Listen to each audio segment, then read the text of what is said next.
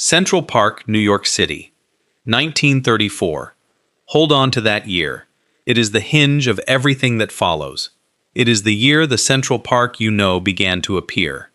The one you might have walked through this afternoon, or last summer, or on a school trip as a kid. And it is the year a different Central Park began to disappear. The older one. The quiet 19th century park, with sheep in it, a nightclub in the middle of it, and a menagerie behind the arsenal. Most of what vanished, vanished quickly. Some of it in a single year, some of it in a single afternoon, at auction, in the park itself. You would not know, walking Sheep Meadow today, that anyone worried the sheep might be eaten during the Great Depression. You would not know, standing at Rumsey Playfield in July, with a summer stage on it, that Mayor Jimmy Walker used to run New York City from a black glass ballroom on that same patch of ground. You would not know, taking a child to the zoo, that the buildings around you were designed in 16 days. This is the story of what was there before and how it went away. There is a version of this story that leans hard on the years when the park was rough and neglected, the Dust Bowl era, the graffiti era, the years when a rule most New Yorkers followed was, don't go into the park after dark. That is a real chapter of the park's history, and we will get to it. But the more interesting story, the one people forget, is not about danger. It is about a lost world. Sheep, cast iron, wood paneling, Depression-era shanties, a shepherd, an orchestra playing until 3 in the morning. The park you are walking through is not the one that was built. It is the one that replaced it. Let's go back and look at the one that was there first. But before we get to 1870, there is something that happened before the park existed at all. Something that the official histories tend to pass over quickly. On the land that would become Central Park, in the years before construction began, there was a neighborhood. It was called Seneca Village. It sat roughly between 82nd and 89th Streets on the west side of the park's footprint, and it was one of the most significant African-American communities in Manhattan. By the 1850s, it had churches, a school, and residents who owned property, which in that era meant residents who could vote. When the city condemned the land for the park in 1857, approximately 264 families, most of them black, some Irish and German immigrants, were displaced. Their buildings were demolished. The neighborhood was erased. The Greensward Plan, the winning design by Frederick Law Olmsted and Calvert Vaux, was drawn over the ground where Seneca Village had stood. That is the ground the sheep were grazing on. It is worth knowing. Manhattan, a summer afternoon in 1870. Horse cars run down 8th Avenue. The Metropolitan Museum of Art is not yet built. On the west side of what people are already calling the Central Park, a 15-acre lawn sits open to the sun, and on that lawn there are 200 pedigreed Southdown sheep. Later, they will be joined by Dorsets, but right now they are Southdowns, and they have been living here since 1864. They belong to the park. The park belongs to them. A Victorian building stands near West 64th Street, and this is where the flock lives at night. It was designed by an architect named Jacob Ray Mould, one of the men who carved the stonework at Bethesda Terrace. The building is called the Sheepfold. Inside it are stalls for the sheep and rooms for a shepherd and his family. The shepherd has a dog named Shep. Of course he does. And every morning at 5:30, the shepherd and Shep lead the flock out of the fold and across the drive to the meadow. And every evening at 6:30, they lead them back. When the sheep cross the drive, the traffic stops. First the carriages. Then, later, the cars. The meadow is not there for grazing exactly. The sheep are decoration. Or they are decoration and lawn mowers at the same time. Frederick Law Olmsted, the co-designer of the park, believed that a park in a great city needed to give people a taste of something they could not otherwise have. An English pastoral, a piece of the countryside sitting inside the city grid. So he put sheep in it. Twice a day, in exchange for keeping the grass down and looking picturesque, the sheep held up traffic on the west drive of Central Park. That went on for 70 years. Remember the Sheepfold. We will come back to it. Before we move east, two structures deserve a moment. Cross the park's interior, and you pass over Bow Bridge, the cast-iron span that Calvert Vaux designed in 1859, arching over the lake between the Ramble and Cherry Hill.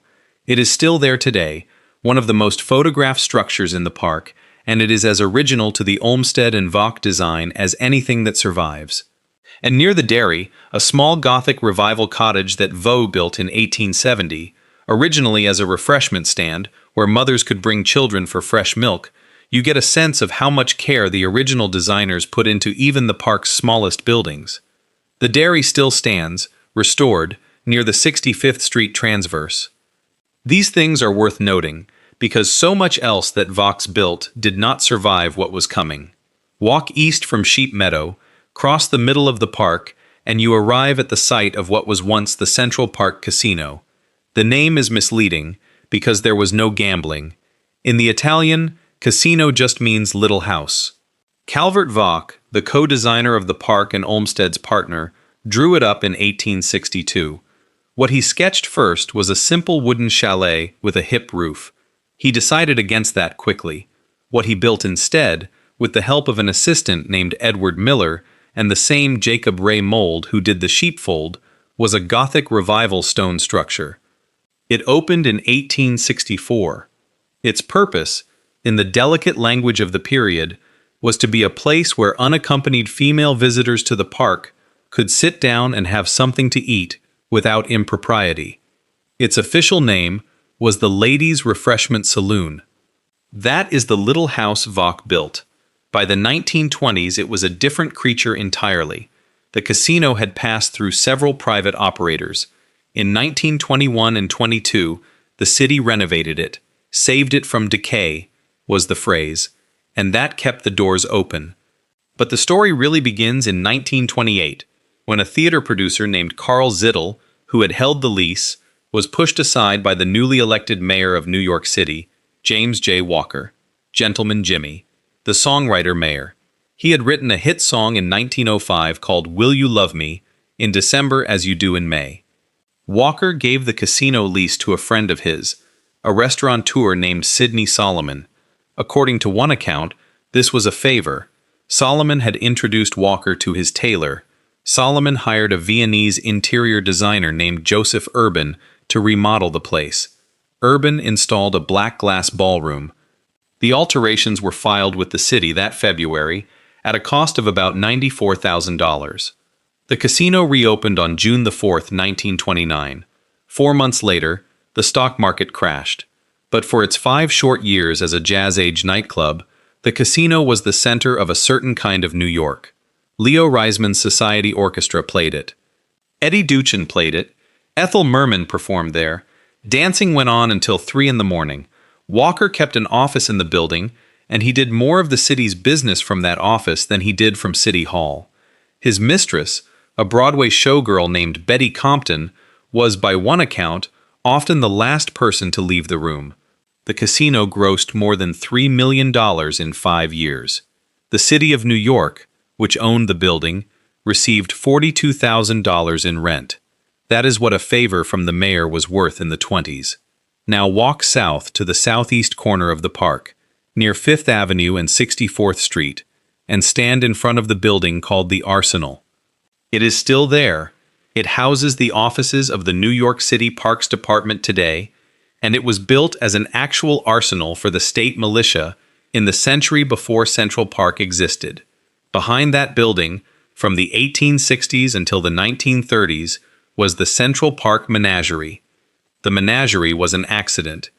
Nobody in Olmsted and Vaux' original plan wanted a zoo in the middle of Central Park, but by 1859, people were already showing up at the arsenal and dropping off animals: swans, ducks, a porcupine, a raccoon, 3 bald eagles, several cockatoos, a young alligator, which is, in this story, not the alligator you're thinking of. Someone left a black bear cub with a startled park employee. A Civil War veteran assigned to watch over the growing collection did his best. In 1861, the state legislature authorized 60 acres of the park for a zoological garden, though in the end only 6 acres were used. A formal charter for the Central Park Menagerie was issued in 1864. A local resident named William Conklin was appointed director. He would run the place for the better part of the following 2 decades, and New Yorkers kept giving him animals. The financier, August Belmont, donated animals. The inventor, Samuel F.B. Morse, the telegraph, Samuel Morse, donated animals. P.T. Barnum, whose American Museum burned down in 1865, began wintering his circus animals at the menagerie and occasionally borrowing from Conklin for his traveling shows. General George Custer sent a rattlesnake. General William Tecumseh Sherman sent an African Cape buffalo, a war trophy from his march through Georgia. By 1873, the menagerie was drawing 7,000 people a day. It was the most popular attraction in the entire park. By 1902, annual attendance had reached 3 million. Take a moment with that number. 3 million visitors a year. In the 1860s, the Central Park Menagerie began as a bear cub handed to a stranger. 40 years later, it was drawing 3 million people to cages arranged behind a former armory. That is the park that existed. Sheep on the meadow. A shepherd and his dog, a stone nightclub in the middle, a menagerie behind the arsenal drawing 3 million people a year, a Bethesda terrace with a fountain by the sculptor Emma Stebbins on it, a ceiling of Minton encaustic tiles with 16,000 pieces of tile, and a formal mall for evening promenading. And nearby, Belvedere Castle, the Victorian Gothic folly that Vaux and Mould completed in 1869 on Vista Rock, the second highest point in the park, looking south over the Turtle Pond and what would later become the Great Lawn. It was elegant, ornate, and slow. Then the money ran out. You cannot understand what happened in 1934 without spending a moment on October the 16th, 1930. That is the date, so far as the record shows, when the first shanty went up on the drained bed of the old lower reservoir in Central Park. The lower reservoir was one of 2 reservoirs inside the park.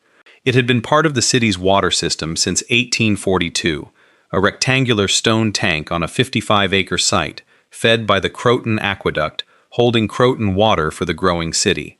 In 1917, a new water tunnel from upstate made it obsolete. In 1931, the city drained it. And in the middle of the Great Depression, in the middle of Manhattan, with the new Fifth Avenue and Central Park West apartments looking down at them, unemployed New Yorkers, bricklayers, masons, tradesmen began building shacks out of scrap wood and tin on the bed of the empty reservoir. They called it Hoover Valley, or Depression Street. Their neighbors uptown gave it the name that eventually stuck, a Hooverville, one of dozens across the country, named for President Herbert Hoover. This one, in the middle of Central Park, became one of the most photographed of them all. The shanties were not small. Some were built from scrap wood, some were built from the stone blocks of the drained reservoir itself. One of them, made of that reservoir stone, is described in the records as being 20 feet tall. There were arrests at first. In the summer of 1931, the police took 22 unemployed men who had been sleeping in the park into custody. The judge who heard the case declined to sentence them and gave each man $2 out of his own pocket. That was the moment, more or less, when the city stopped trying to sweep them out. And so through 1932 and into 1933, Hoover Valley sat in the middle of Central Park, in view of the San Remo apartments, until work on filling in the old reservoir resumed, and the shantytown was gone by April of 1933. Now hold that image for a second, because it is central to what happens next. You have a park. In that park, you have 200 sheep grazing on 15 acres of meadow. You have a jazz-age nightclub in the middle of it, grossing $3 million, while unemployed men are living in shacks a few hundred yards away. You have a menagerie behind the arsenal, and you have a city hall that has been more or less absent. A mayor who has just resigned in a financial scandal on September the 1st, 1932, and fled to Europe with his showgirl mistress. Into this park, in January of 1934, walks a man named Robert Moses. Robert Moses was born in New Haven, Connecticut, on December the 18th, 1888. He went to Yale, then to Wadham College at Oxford, then took a Ph.D. at Columbia. He had never been elected to any public office. He had spent the 1920s as one of Governor Al Smith's most trusted staff members, writing legislation that created state park commissions and then appointing himself to run them. On January the 19th, 1934, the newly elected Mayor Fiorello LaGuardia, the reformer who had campaigned against Jimmy Walker and everything Walker represented, who had denounced the casino during his campaign as a whoopee joint, made Robert Moses the first commissioner of a newly consolidated New York City Department of Parks and Recreation. Not just a Manhattan commissioner, not a borough commissioner, a commissioner of all the parks in all 5 boroughs, at once. There had never been such a job before. Moses would hold it for 26 years. Now, understand what was true about January of 1934. The federal government had money. The Civil Works Administration was pumping cash into cities. Its successor, the Federal Emergency Relief Administration, was doing the same. Later, there would be the WPA. What all three offered a public official with big plans amounted to free labor. Thousands of relief workers, truckloads of them, and Robert Moses had big plans. By August of 1934, that is, in his first 7 months on the job, Moses's department had spent $26 million on new construction from work relief funds. His own memorandum from that summer states it plainly, in the driest possible language. Complete new zoos will be finished in Central Park. The Sheepfold in Central Park has been converted into a modern tavern. The lower reservoir area in Central Park will be rebuilt and open to the public. Read that memo carefully and you can watch the old park being erased in 3 sentences. Let's take them one at a time. On October the 20th, 1934, Mayor Fiorello LaGuardia stood at the entrance of a building on the western edge of Central Park with a brass key in his hand. He turned the key. He walked inside with Robert Moses. He talked with the chef. They sampled a breakfast sausage. LaGuardia and Moses pronounced themselves satisfied with the city's newest attraction. The building was the old Sheepfold, redecorated and replumbed as a restaurant. Its name was Tavern on the Green. 6 months earlier, that building had been home to sheep. Where had the sheep gone? They had been shipped out. At some quiet point in 1934, the 49 remaining pedigreed sheep, the flock had shrunk over 7 decades from its original 200, were driven from Central Park to Prospect Park in Brooklyn, another Olmsted Park, where a flock already grazed on the long meadow. And then, at some later point, they were driven farther still, up into the Catskill Mountains, about 100 miles north of Manhattan. Officially, the reason was that the Sheepfold was needed for a restaurant. Unofficially, there was another reason, and it is the kind of detail the record protects, but does not quite hide. In the middle of the Depression, with Hoover Valley still fresh in memory, officials worried that hungry New Yorkers might treat the sheep the way New Yorkers have historically treated any easily available source of protein. Some of the people who had lived in the reservoir shanties were still around the park. Better to move the flock. The shepherd, whose name the records do not preserve, was reassigned. His new job was at the lion house of the zoo Moses was building. He went from tending grazing animals to feeding predators, without leaving the park. The next sentence in Moses's memo, complete new zoos will be finished in Central Park. The old menagerie behind the arsenal, the one that had grown from a bear cub into 3 million visitors a year, was, by the early 1930s, held together with rotting wood. Parks officials worried the lions and tigers might break out of the structures that housed them. This was one place where Moses's aesthetic and the animals' welfare pointed in the same direction. The menagerie needed to come down. To design what would replace it, Moses hired an architect named Amar Embury II. Embury and his in-house team at the Parks Department were told to work fast because the Civil Works Administration program that was funding the labor was scheduled to end. They designed the entire new Central Park Zoo in 16 days. The buildings they came up with were brick, topped with limestone friezes, carved to show what was inside. Birds on the birdhouse. A lion on the entrance to the sea lion pool. Elephants, gorillas, penguins, cormorants. Moses called it his picture book zoo. a small-scale storybook facility meant for children. Construction took 8 months. On November the 23rd, 1934, the Parks Department issued a press release announcing that the new zoo would open on December the 2nd. On December the 2nd, it did. LaGuardia was there. Robert Moses was there. So was the former governor, Al Smith. The old menagerie was gone. In its place, a picture book zoo designed in 16 days. And still, that is not the fastest thing Moses did that year. The third sentence in the memo, the lower reservoir area in Central Park will be rebuilt and open to the public, was the biggest project. The drained bed of the old reservoir, the site of Hoover Valley, was being filled in. Some of the fill came from the excavation of Rockefeller Center. By 1937, that filled reservoir was a 55-acre oval of grass and paths, a sports field, with playgrounds along the northern edge, and a small ornamental pond at the southern end near Belvedere Castle. They called it the Great Lawn. It is still there today. But we have not accounted for the casino yet. And the casino is the piece of this story that lands the hardest. The order to demolish the casino was served on May the 24th, 1934. Moses's eviction notice. He wanted a children's playground on the site. The casino's operators and a coalition of preservationists who thought it was insane to destroy a Calvert Vaux building took him to court. The battle went on for a year and a half.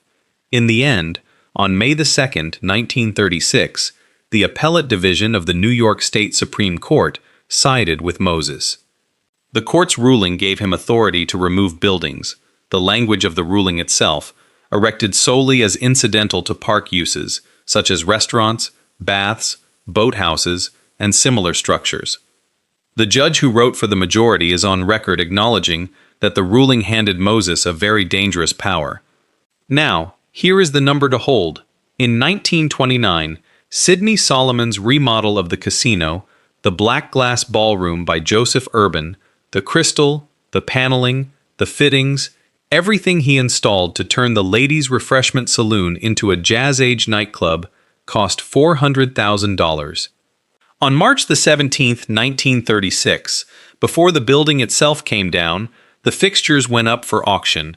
In Central Park, on the site.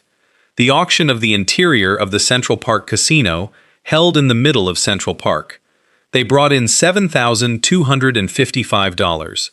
$400,000 in 1929, $7,255 in 1936. The only fittings that were saved were the casino's stained glass windows. Those were installed briefly in a police station at the 86th Street Transverse, and later they were removed. Nobody today can say where they went. The casino building itself came down in 1936. The Mary Harriman Rumsey Playground opened on the site in May of 1937, a children's playground named for a founder of the New York Junior League. Later, it became Rumsey Playfield. Since 1990, that same patch of ground has hosted the Summer Stage Concert Series.